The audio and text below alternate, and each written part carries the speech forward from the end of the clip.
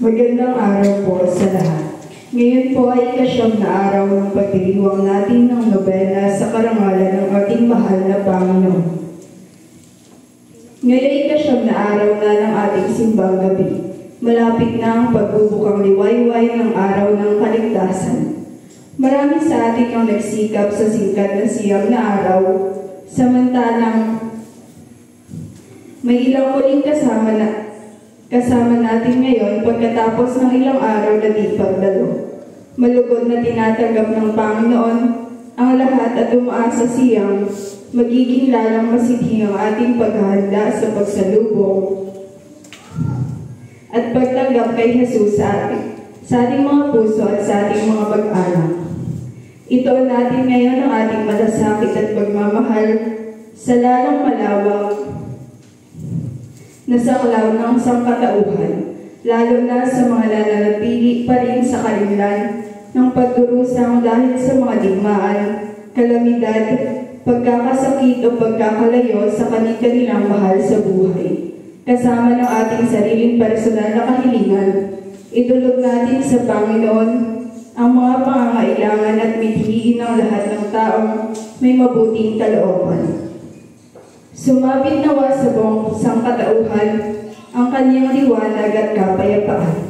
Magsitayo po ang lahat at ating awitin ng pagbungad na awit.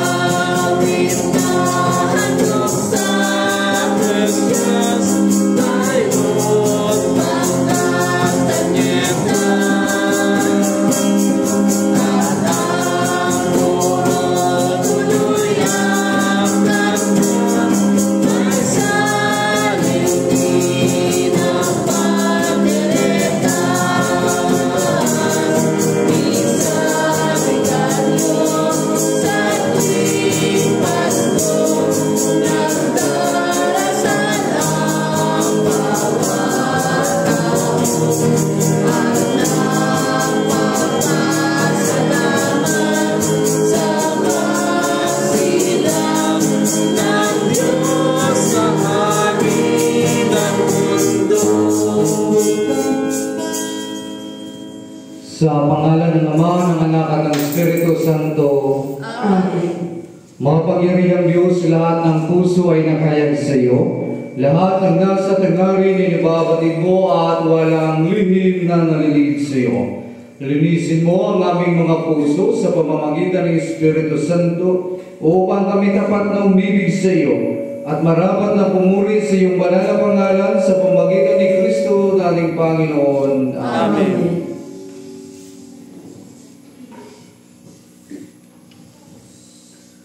Pakinggan ninyo ang sinasabi ng ating Panginoong Jesucristo. Ibigin mo ang iyong Panginoong Diyos ng buong puso, ng buong isip at ng buong lakas. At ang pangalawa ay tulad ng una. Ibigin mo ang iyong kapwa tulad ng iyong sarili. Sa dalawang utos na ito, napapalo ang buong utusan at katuruan ng mga propeta. Magsiluhod po ang lahat. Atin kong pagsisihan ang ating mga pagkakasala sa Diyos at sa ating kapwa.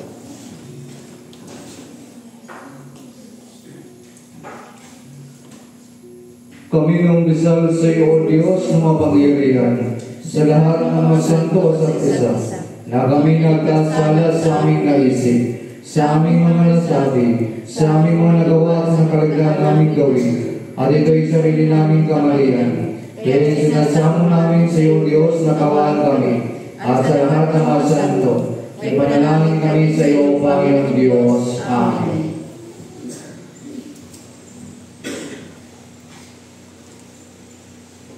Kawan kayo ng mapangyarihang Diyos, patawarin kayo sa inyong mga kasalanan at patnubayan sa buhay na walang hanggan. Sa pamagitan ni Kristo naming Panginoon. Amen. Magsitayo po ang lahat. Panginoon, maawa ka. Panginoon, maawa ka. Kristo, maawa ka. Kristo, maawa ka. Panginoon, maawa ka.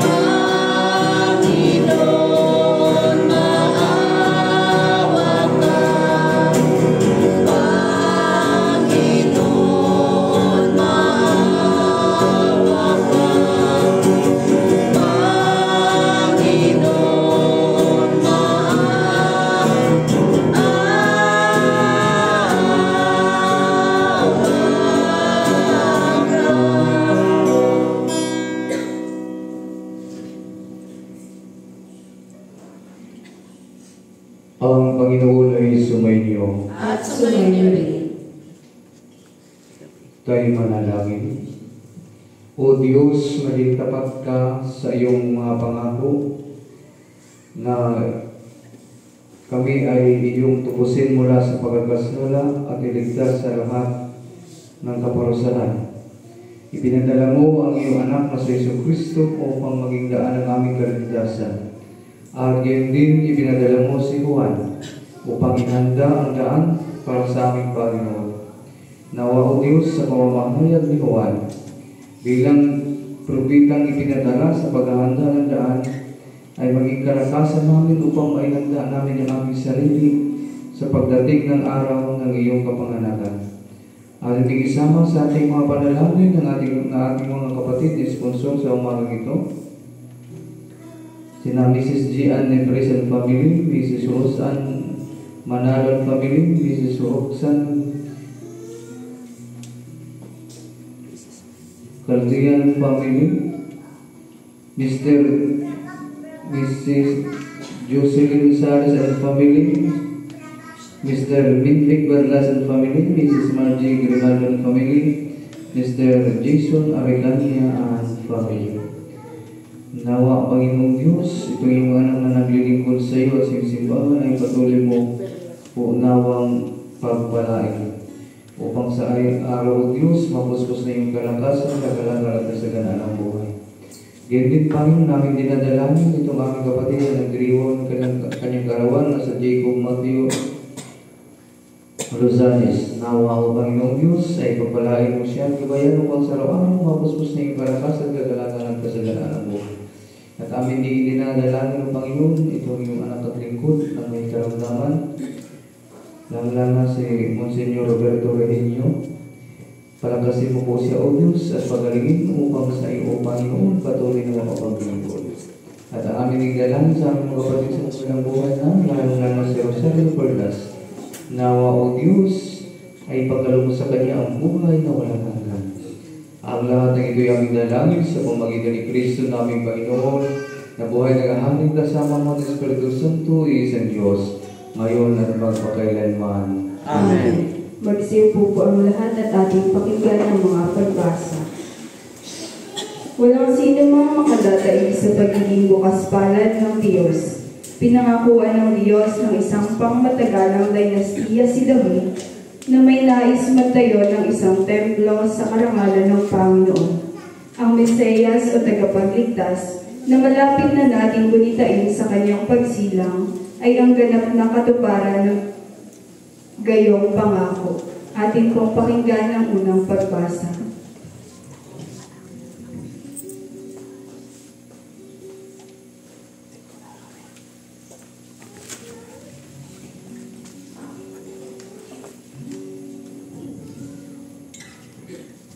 Unang pagbasa. Pagbasa mula sa ikalawang aklat ni Samuel.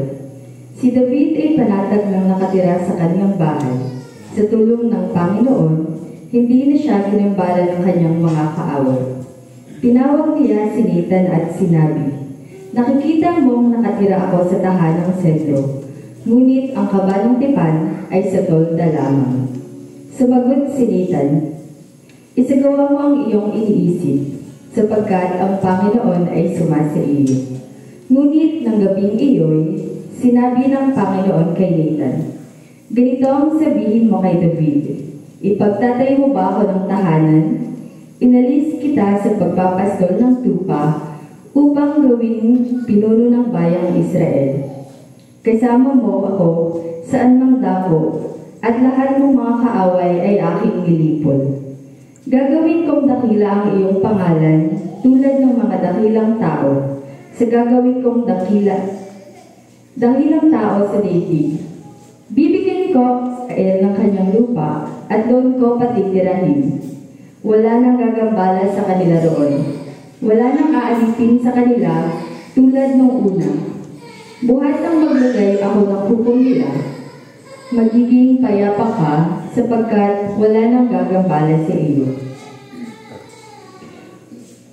Bukod dito, akong Panginoon ay nagsasabi sa iyo, patatatagin ko ang iyong sambahayan. Pagkamatay mo, isa yung mga anak ang ipapalit ko sa iyo. Patatatagin ko ang kanyang kaharian. Kikilanlin ko siyang anak at ako na may magiging ama niya. Magiging matatag ang iyong sambahayan. Ang iyong kaharian ay hindi mawawaglit sa aking paningin at maninitili ang iyong trono. Ang salita ng Panginoon. Salamat sa Diyos.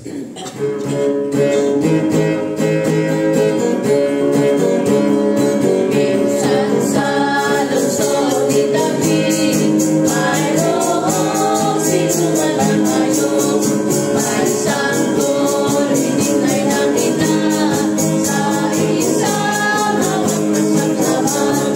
Si Maria, iyong ina, si Jesus ang kaniyang anak.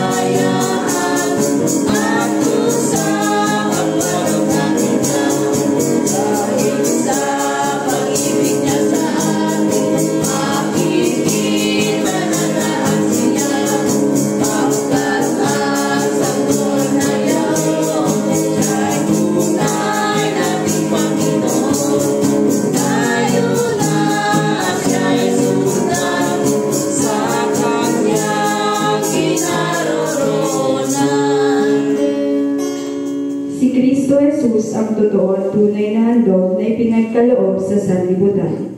Siya mismo ang korderong nagpawi sa ating mga kahirapan, sapagkat ang kanya mismong katawan at ang dugo ang siyang ginamit upang malinis ang ating mga sariling kasalanan. Atin pong pakinggan ang ikalawang pagbasa.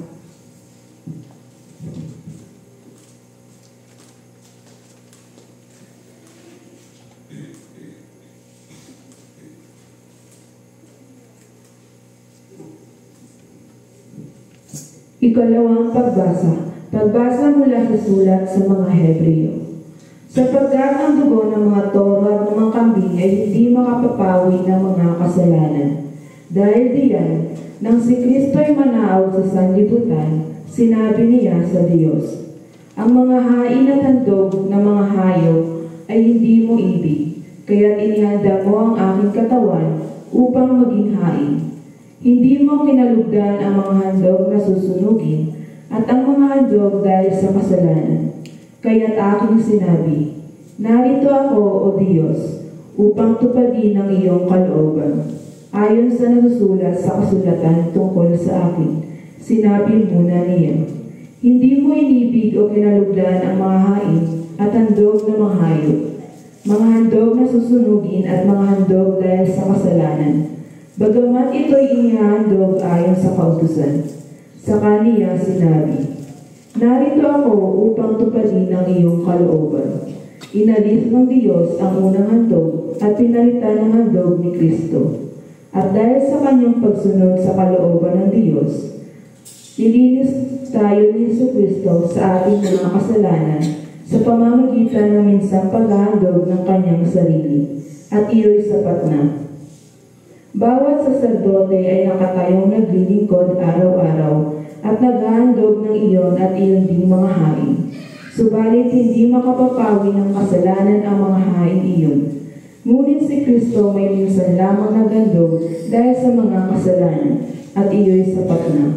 Pagkatapos, lumuklok siya sa kanan ng Diyos at naghihintay siya roon hanggang sa lubusang pasukin sa kanyang Diyos ang kanyang mga kaaway.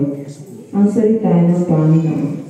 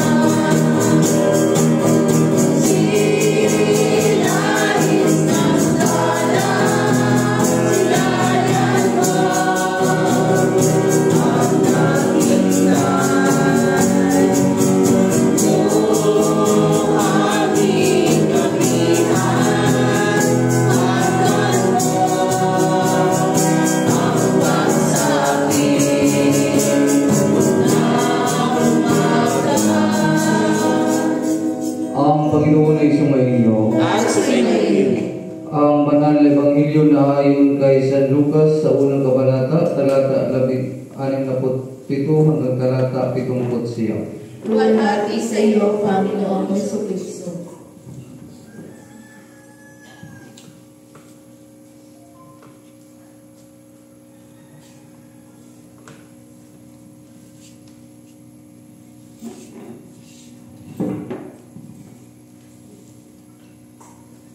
Napuspos ng Espiritu Santo ang kanyang amang si Zacarias at humula ng ganito, "Purihin ang Panginoong Diyos ng Israel, sapagkat niligab niya at pinalaya ang kanyang bayan, at nagpadala siya sa atin ng isang makapangyarihang tagapagligtas mula sa lipi ni David na kanyang lingkod. Ipinangako niya sa pamamagitan ng kanyang mga banal na propeta noong una, na iligtas niya tayo sa ating mga kaaway at sa kamay ng lahat ng napupuot sa atin. Ipinangako rin niya ang kahabagan ang ating mga magulang at alalahanin ng kanyang banal na tipan. Iyan ang sumpang binitawan niya sa ating amang si Abraham. Niligtas tayo sa ating mga kaaway upang walang takot na makasamba sa kanya at maging banal at matuwid sa kanyang paningin habang tayo nabubuhay. Ikaw naman, anak, ay tatawaging propeta ng kataas-taasan sapagkat mauna ka sa Panginoon upang ihanda ang kanyang mga daraanan. At ituro sa kanyang bayan ang landas ng kaligtasan at kapatawaran ng kanilang mga kasalanan, sapagkat lubhang makapagin ang ating Diyos, magbukang liwayway sa atin ang araw ng kaligtasan, upang magbigay liwanag sa mga nasa kadiliman at nasa lilim ng kamatayan, at patubayan tayo tungo sa daan ng kapayapaan. Ang Ebanghelyo ng ating Panginoong Hesus Kristo. Papuri sa iyo, Panginoong